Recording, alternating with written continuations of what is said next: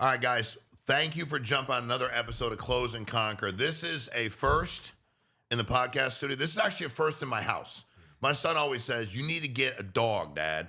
And I'm like, the other people have told me that too, like therapist one day, you should get a dog. And I was like, that's probably a good idea. But now I got my man Cliff and I got Brodie. Look at Brodie, who headphones on, ready to go, getting ready to talk his shit, tell his story. But Cliff, I appreciate you and Brodie being here, man. Of course, thanks for having us. Dude, it's a pleasure. First, I just want to start like, usually I'm like, hey, talk to me about you, Brodie, your journey. Because you understand, give you some background, when I grew up, people always say, why don't you have pets? Because I don't have any. But when I was growing up, let's just say that we had a lot of pets in our little apartment, and it wasn't so clean. It was too small to have that many. You know, my mom, we had dog, cat, birds, way too many people living in there, and it just was never kept up, honestly. Right. And I'm running like a dog to try to go to school and have a job. Right. So I'm like, dude, when I get older, it's kind of like if you have a bad experience with anything. Yeah. But now the more I get on, I'm like, dude, that dog looks cool. That dog looks cool. Talk to me about you, Brodie, your journey, and kind of how we're here today, because y'all are blown up. Yeah. Okay, so I can, so I always give like an elevator pitch. We do a lot of interviews, and they're usually kind of quick. So I just always say like some abbreviated story that's like not really the full journey. You can give me the full journey. So I'll give you the Yeah, full I'm in journey no big, have at it. where we started. But like you said, it was kind of similar growing up. I really wasn't allowed to have dogs. There was just too much going on in the house. So I always wanted a dog. Okay. And then, I went to college. I went to UCF for accounting, went to University of Miami, got my MBA, was very on track to just kind of live that 9-to-5 life and, go into corporate. Graduated, started working at a mid-sized accounting firm. I hated it. Hated it. Hated it. I was like, this can't be what the rest of my life is. And yeah. I'm in my mid-20s, and there's partners there that have been in this firm for 30 plus years. And I was like, you've been here longer than my entire life.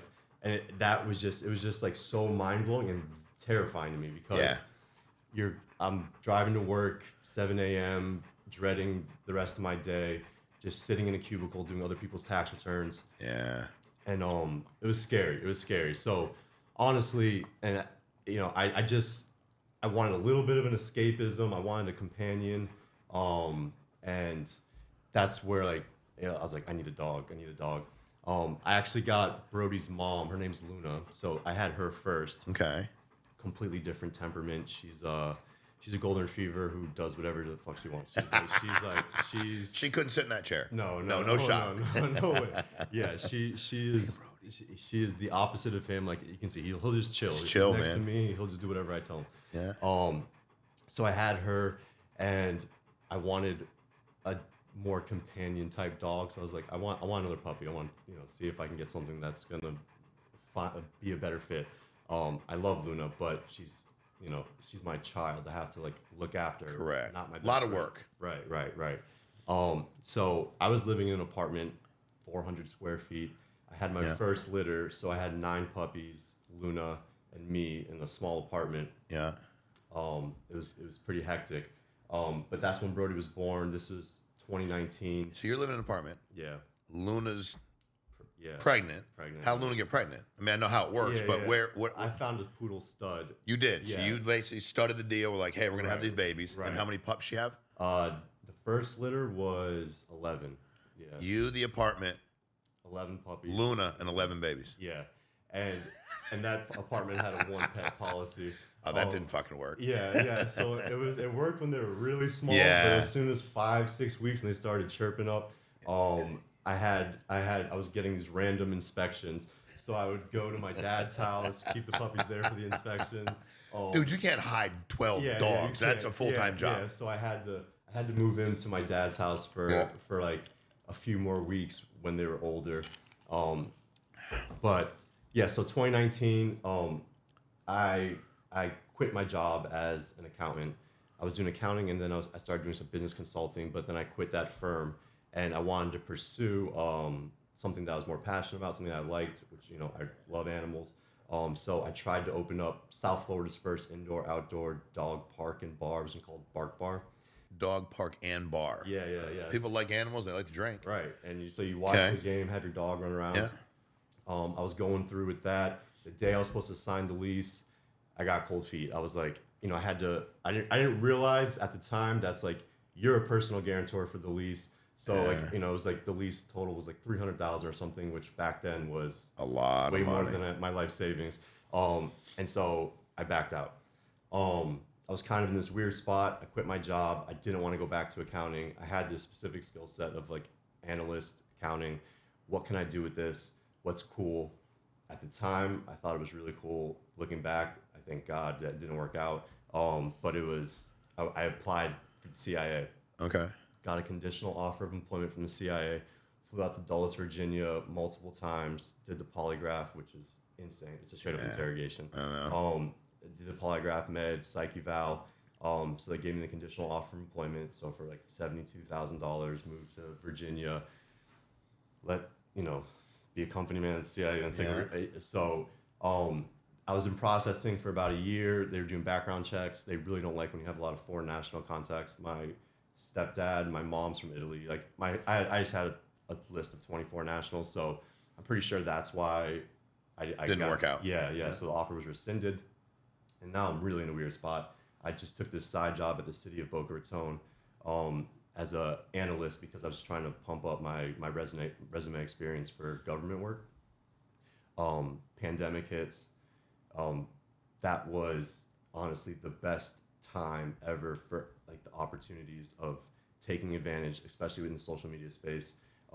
That's what I just know so many creators, so many content creators that are like big now that all started in 2019, 2020. Correct. That's when, and so I just started posting Brodie. He was getting lots of attention. We would drive around. He's the way he is, just chill. Hanging out the window. I put goggles on him. Everyone's stopping, taking pictures. And I'm like, if everyone loves him this much out in public, people are gonna love him on the internet also. How could they not? Yeah. So started posting him on TikTok. And at the time, TikTok was still considered like a little kind of a kid's app. Yeah. All these little kids dancing, whatever. So some people thought it was cringe. And I was living like this double life almost. So I'm posting these TikToks every night, posting this dog every day until he blows up. That's what like all my captions are for my first videos. And then one video finally blew up. What was it? It was him just hanging out the window with the goggles on. Nothing crazy. Just blew up every day. Yeah. So that one got like, and back then views were a little different. So like that video got like 7 million, which back then that was considered a lot. Like now 7 million is still really good, but it's not like they can't change your account like it could back then. So 7 million, we gained like changed your world. Yeah.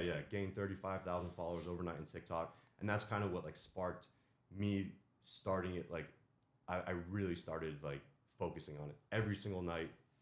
I go home after City of Boca, my cubicle. I go home and I just make a video like all day. Honestly, I was like scrolling. I was like, all right, what's the video we're gonna shoot tonight? And then I'll post it the next morning. And I just did that for a year. Okay. Built a decent following, only on TikTok still. Okay. Probably less than $1 million. And my boss calls me into her office. I couldn't hide at this point. It was like a double life. But Barstool's reposting me like Barstool's posting both. Okay. Yeah, like every other week. Yeah. Ellen show, you name it. He was good. He was starting to blow up, and so everyone noticed. Boss calls me in the office. She's sitting across, right, just like this. She's like, I really like the videos you're posting. Like, you're very creative, but I can tell it's starting to take away from your work. And she's right. It 100% was. Yeah. Because I didn't have a passion for. You're just there. You punching the clock and leaving and go get the Brodie and do your videos. Right. And she said, she's like, you can be where I am. And she points to herself. You can be where I am. And if you want to be where I am, you have to focus more. And she's like, do you want this? Do you want to be here? And then I didn't even, honestly, like, as far as like a business standpoint, there's no reason for me to say no, I don't want to. Like, but it was truth. It was the truth. Yeah. But like just strategically, I if I actually thought about it, I would have give her a softer answer. But just in the moment, I just said no, I don't. So put my 2 weeks in right there. And at this point, we're still not really monetizing. I had a TikTok following. Brands still don't even really know about TikTok like that. They're not spending. I had no management. So you don't have any real money coming in when you say no. Right. Okay. So, but I saw the path. Like, it was getting clear to me, like, okay, this could be something that could be big. And then so I just went full time into content creation. This is 2021. Really started focusing on at that time I have like, I don't know, 20,000 on IG. So, nothing crazy. And yeah, so that's when that really started my full focus on content creating with Brodie. And then, like, this is still no pandemic. Yeah. And so the first thing I did was like, let's do a road trip. Me and Brodie got an RV, went from here to Vegas. And taping the whole way. Content. Yeah. And I was like, it was the first time I ever traveled, ever vacationed. And I didn't have that like overwhelming like sense of, this is just temporary. This is a temporary escape. As soon as this is over, you're back in the cubicle. Correct. And so I never even realized that like I wasn't even enjoying myself, even doing those type of things until that moment. And I was like, this is freeing. I love this, kind of being my own boss, kind of having like control of my own time. And yeah, and then now we have 15 million followers across all platforms. 5.5 million on YouTube, 6.7 million on TikTok, 1.2 on IG, 1.7 or something on Facebook. And so we really covered all the platforms. And Brodie's become, I don't like saying it, but Brodie's become one of the most famous dogs, if not the most famous. Well, why do you feel uncomfortable saying that? I don't know. Do you think it's like bragging, or yeah, you want to be more humble? Yeah. Dude, everybody knows him. Yeah, I mean. And I'm not a dog guy. Right. So you understand, like, with the algorithm, I don't click on anything ever. Right. So that would push you to me. Right. And I've seen you. Yeah. And I didn't ask for it because I'm just kind of like, I'm never going like now, but right now when he's laying at my feet, I feel better. That's what he does. What do you think it is about? Because there's plenty of people posting stuff on their animals. Right. Obviously, you are more consistent in a lot of other things. You're a super sharp guy. But what is it about Brodie? You can't be objective, but give us the truth. Like, what about Brodie? Why is he so unbelievably endearing, and why does he draw people? Because he draws people. Yeah. I thought about this, and like, okay, can anybody do this? It's like what I would think. Like, can anyone just take their dog and No way. No way. not. I can tell you, I don't even have one. No way. Right. Brodie, he's an extremely unique looking specimen. Like, he's just a giant, fluffy.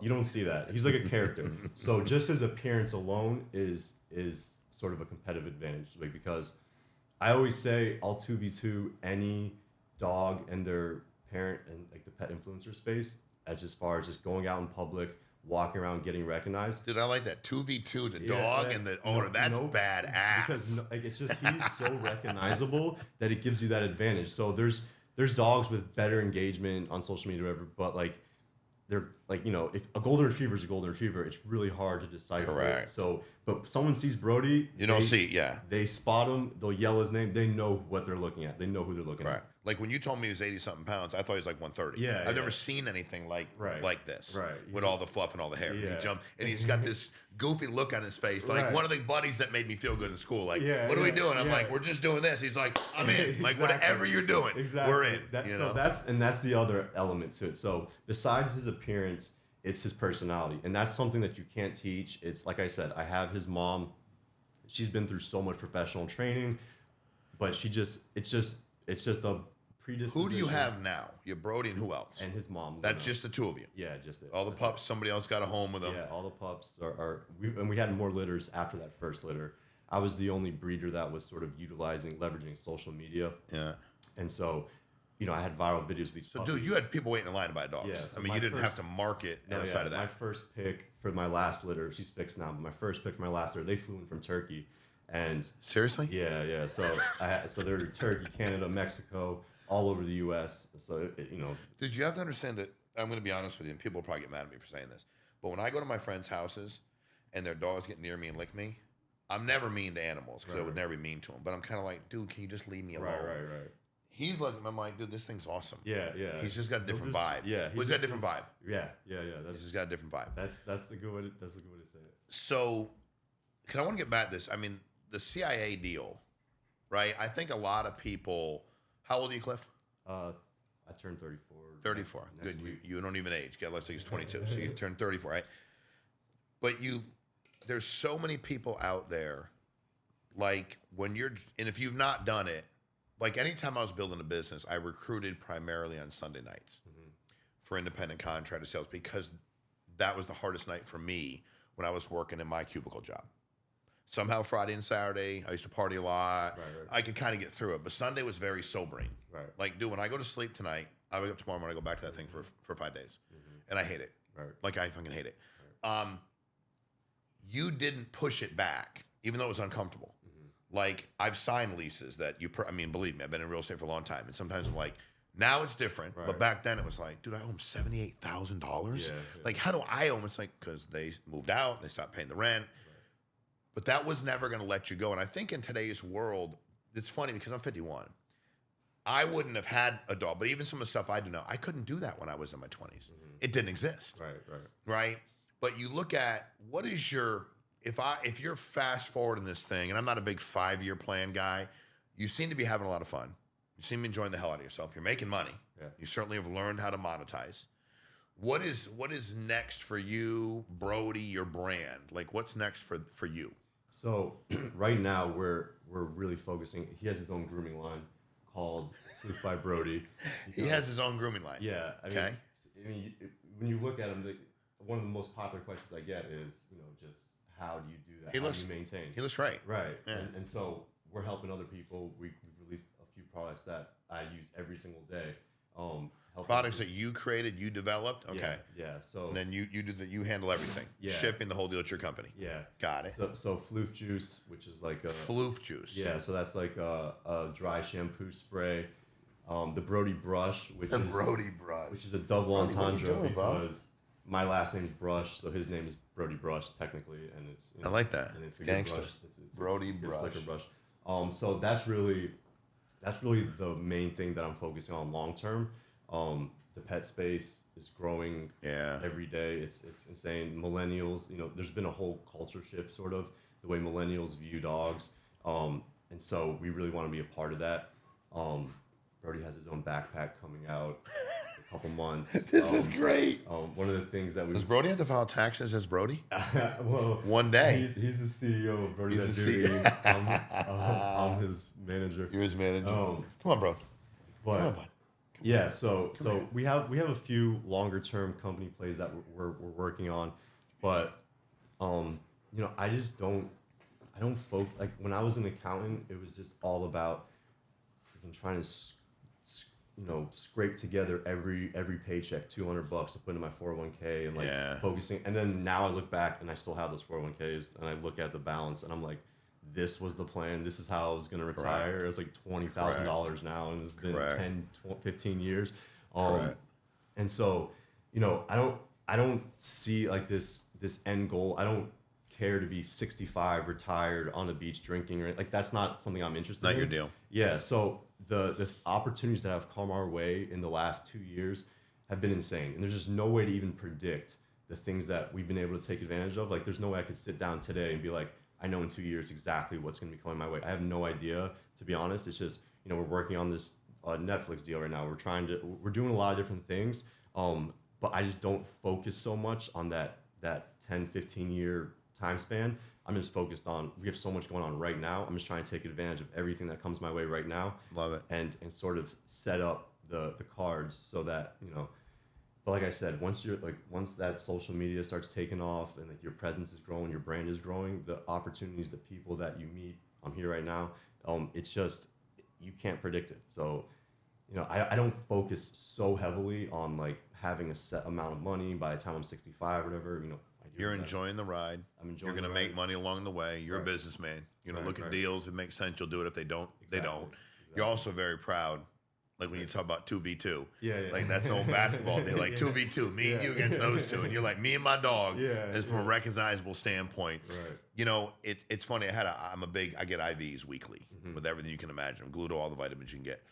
And the nurse, when she did my blood pressure, she said, your blood pressure is perfect. And I said, it has been since I went out and became my own boss. Mm-hmm. Now, people have said this about dogs, and I do read a lot. And it's hard to tell when you're reading a study or that, but I still like to read because it gives me an idea of what people think. And a lot of people read the same thing, and then they take it as the gospel, and they believe. Right. I do believe, because I've heard this from a lot of people, I have a master's degree, and I went to school for social work, master's degree in criminal justice, and a focus psychology. We talked about pet therapy when I was in undergraduate school a long time ago. So I do believe from a mental health standpoint, that helps. Absolutely. I do, because you're not alone. Right. You're not alone. Right. And also, it's unconditional love. Exactly. And I remember back in college, they said the biggest causation of a low self-image is lack of unconditional love. And pets love you unconditionally. Right. You fail at work. Right. You fail at anything in your life. He's there. He's there. He's there at home. You're still his hero, bro. Exactly. It don't matter. And you're the even if you're feeling inferior in certain ways. So when you see that, we talk a lot on here about helping people embrace whatever they want in life, right? I'm a big believer in being an independent person. I've been and that's allowed me to do the things I want to do for my family and give back. And I wouldn't have been able to do that working my job. Right. I worked out with abused and neglected children, which I did love for a while, but I had a desk, I had a cubicle, I had a boss. Right. What are you doing? It's like, I've been here for 5 minutes. Can you give me that? It's like, dude, my job is to keep kids safe. You're bothering me. Let me do my job. Right. So I got to the point where I abhorred it, right? But do you believe that your mental health's better because you enjoy what you're doing, but even your physical health? Yeah, absolutely. Dude, before Brodie was born, 2018, I had a autoimmune condition that just sparked up out of nowhere. I was completely healthy my entire life. Something called lichen planus. It's an autoimmune disorder that it basically, your skin is seen as like a foreign asset to your body, and it just starts getting attacked. I had the worst case the Cleveland Clinic down in Weston has ever seen. What did it do to you? Like, I can show you pictures.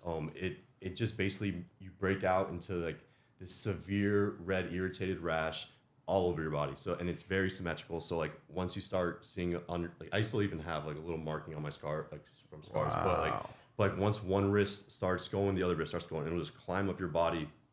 I was in these support groups, which made shit worse, honestly, because like you see where they're at, and you like, went in a support group, and that made it worse. It makes it worse because everyone's just freaking out, and there's no real knowledge. It's very like it's, and that's how a lot of things in the autoimmune space are. There's just different theories of what could have triggered it: diet, stress, whatever. I really do think it was stress. Yeah.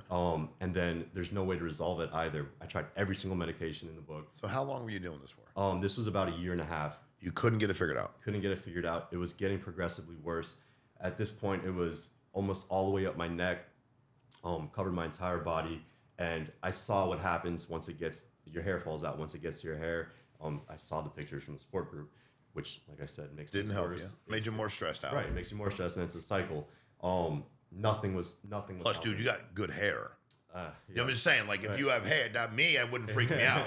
You got good hair, dude. And it makes your nails fall out, and it was getting down to my fingertips. Once it gets to your nails fall out.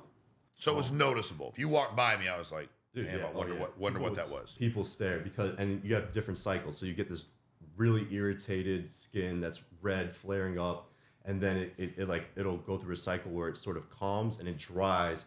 And so I would be driving in my car and just like a freaking snowstorm. It's disgusting. Snowstorm in like just dry skin flying everywhere. I'd have to wear long sleeves, long pants. I was like super, insecure about it, and it was kind of something I always had. I was always like a decent looking guy, and now like it was being taken away from me. And right. That was part of your deal. Right. I'm a good looking dude. Right. Yeah. And then now I was kind of looking like a freak to a lot of people. I'm lighthearted. I kind of dark humor, so when my boys and stuff would make fun of it, whatever. But it was still affecting me. Like it was the worst mental state I've ever been in. They put me on prednisone. It affected me terribly. It was the first time I ever like had a thought of like, is this all worth it? Really? Yeah. It was that bad. It was that bad. Damn. How old were you at the time? 27, 28. Shit. Yeah. Okay. And this is still while I'm an accountant. So hated my job, started hating my life, hated the way I was looking. It was bad. And then Brodie was born. I got off all the meds because the meds would just suppress it. As soon as he came off it, it would just make everything worse. And it was fucking with my mental health, like I said. Yeah. And so that was right around the time Brodie came into my life, though, and then it just changed everything. I still to this day don't know what the trigger was. Well, you have none of it anymore. Haven't had an outbreak ever since. I did start to find that light therapy was the best solution for it, as opposed to meds like UVB. If anyone has lichen planus, I know this is very niche, but UVB narrowband light therapy was the only thing that I saw some sort of regression in the outbreaks. But I really think I just got my life to a place where I wasn't as stressed out, and Brodie was a huge factor to that. And so he is like, you know, he's a stress ball. He absorbs it all. Exactly what you were saying, unconditional love. You know, you can't get it from a person. There's always, people are always gonna have their no matter what, they have a little bit of their self-interest. Maybe if it's your child, but Brodie will die for me. He doesn't care about his own happiness. He just cares about my happiness. He's happy as long as he's making me happy. And you can't get that from people, to be honest. And so that was a huge factor for me. And that's sort of what we do now. And I get so many people, so many DMs, so many emails. Every time I meet someone, it's, dude, your videos just make me happy. Like, and so we do what he did for me. I do it for other people. But you do that with him. Like, you're happier when he's happy. Right. Like, it's like the perfect relationship. Yeah, exactly. Like, literally. Yeah, he's like, you be happy, I'm happy. You be happy, I'm happy. And he makes me happier, so he's happier. And so we make other people happy. One of the things that I really love doing with him is we do children's hospital visits. We have another one coming up in a couple of weeks. That's great. And so he does that for the kids. They let us document it, and then I post it. And people get to see Brodie making other people happy. And then it's just, it's a cycle of just him spreading joy, and he's the root. So, well, first of all, and thank you for that, and thanks for sharing, because I think that it's tough out there, man. It's tough. I mean, it's the real deal. It's hard, and life's hard anyway, and it's different today, and to find that joy and bring it to other people. Like at the end of the day, I used to think all the time. Guy said to me when I was real young. He said, you need to think about your journey in life, and then think about being like on your deathbed at 85 or at your birthday party at 85. And what are 3 things people will say about you? Right. One of the things people will say about y'all is you brought joy. And that impacted a lot of effing people. And also, you don't know how the state other people are in. Right. That all of a sudden one day are like, hey man, that dog makes me happy. I'm following. They're following you for a reason. They ain't following you because it makes them feel bad. Right. And it's also great too because we hate like each other so much at times. Like we're so envious. Like if it was you without Brodie, half the people would hate you. Right. Because they'd be like, why is he doing it? Young dude, good looking, screw him. Bet he comes from a good. Like you wouldn't be able to win. Right.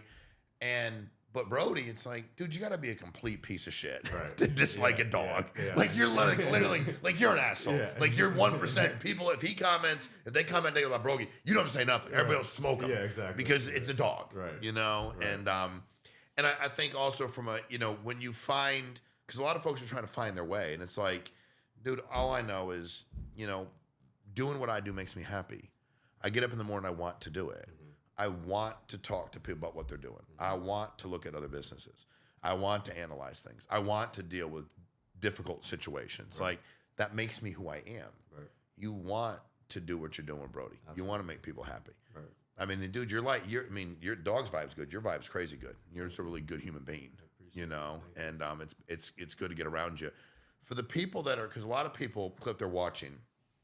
And number one, I think they're going through a lot of what you've gone through. That's why I brought up with the physical health, because I know for me, I'm in better shape, I'm in better health, but like I'm not beholden to anybody else. And part of it too, when you have, and first of all, dude, somebody's like, dude, I have my job, I love my job. Dude, love your job. I'm not telling anybody how to feel. I'm telling you, I wanted to control my day to day. Right. And I think part of it was my childhood. It was very chaotic, and I didn't have any control there. So when I was younger, I wanted to be like athletically, coaches telling me what to do, scream. Then I was like, dude, I don't like this anymore. Like now I want to control my own life. Right.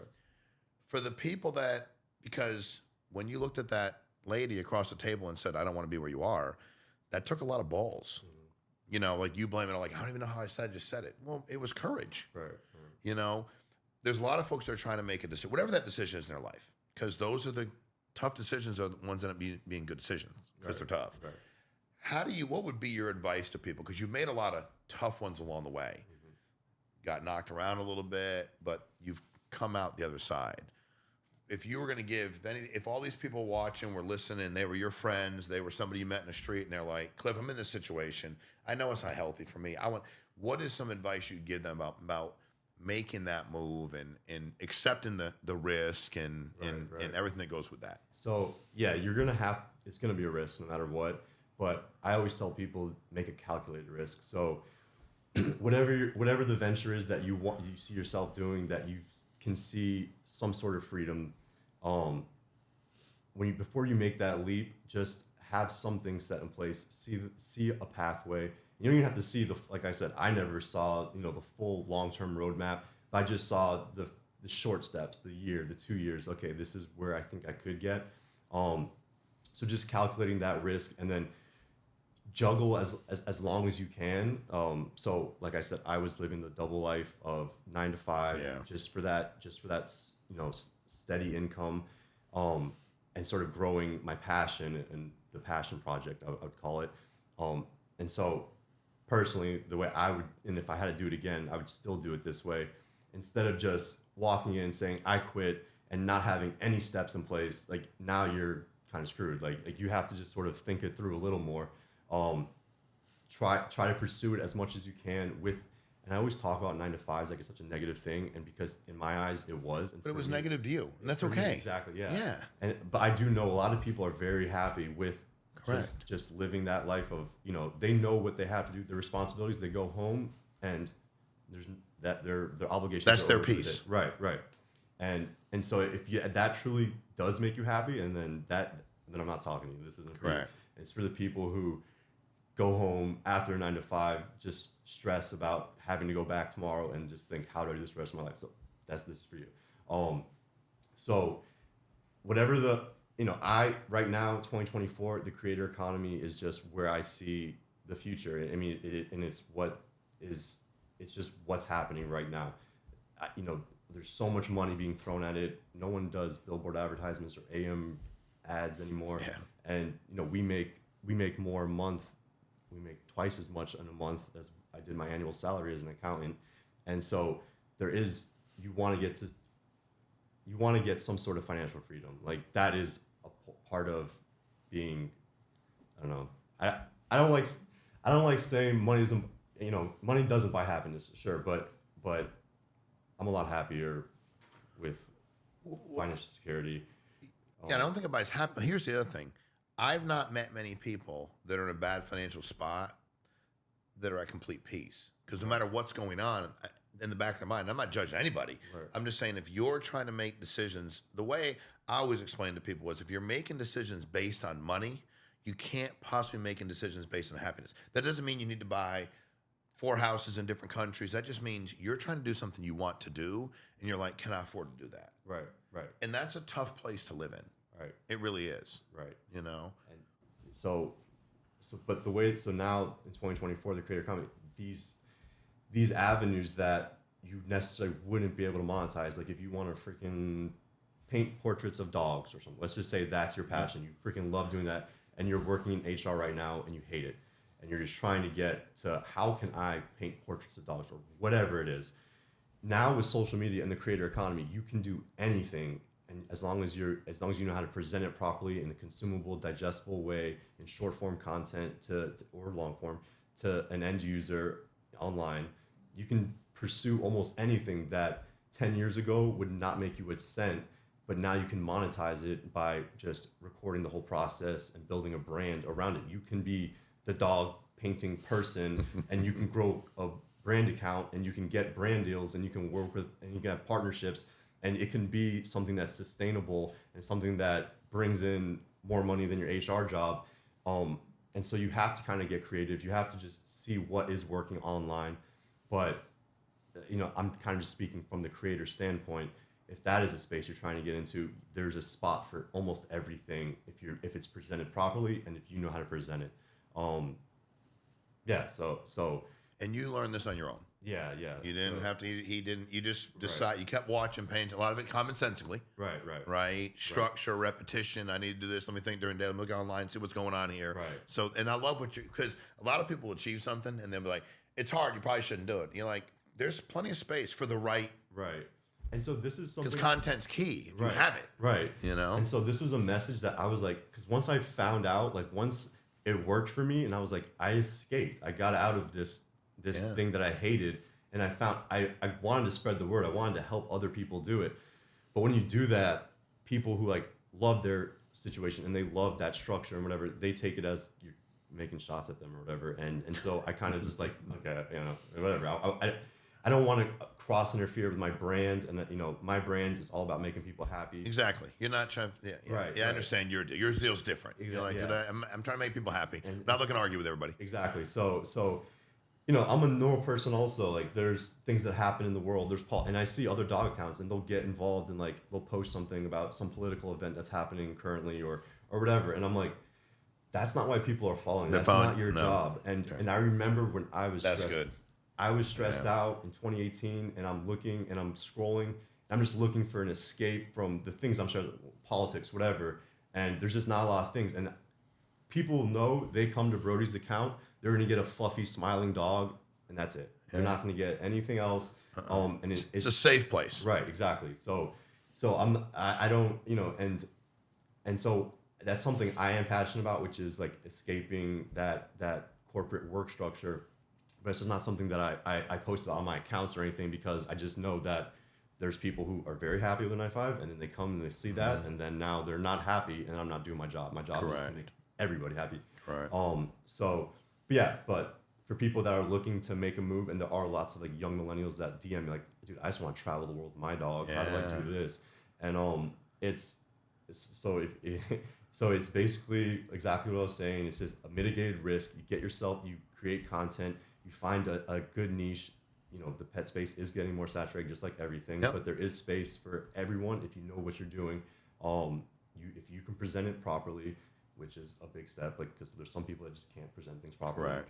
If you can present it properly and you can find a place and you can start growing a brand, and then you get to the point where it's like, okay, you know, I quit my job and my biggest deal was probably $1,500, which I got railed on. But I didn't have management. I didn't know what I was doing. And yeah, just taking that calculated, mitigated risk and take that jump eventually.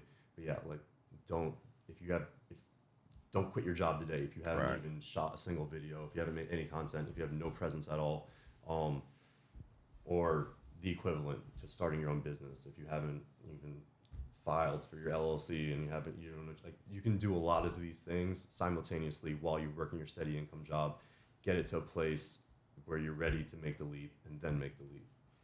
Well, dude, you made us feel better. You made everybody that watches feel better. You're a great guy. Brodie's great. He's chilling. He's taking a nap. He's taking a nap. He's good to go. We really appreciate you getting on. If people want to find you, you're everywhere. But what's your Instagram handle? What is it, Brodie? Brodie that dude, BRODIE, that, and then DOOD, like doodle. Brodie that dude on every platform. Everything. Yeah. Find them, follow them. If you're in a bad mood, you can't be in one with them. I was in a good mood when he came over. I'm in a better mood now. I feel better about myself, and I appreciate you joining us in Close and Conquer. Thanks for having Guys, us. if you liked it, like, subscribe, share, follow Brodie. He will help you, Cliff. You the man. Thanks, buddy. Man.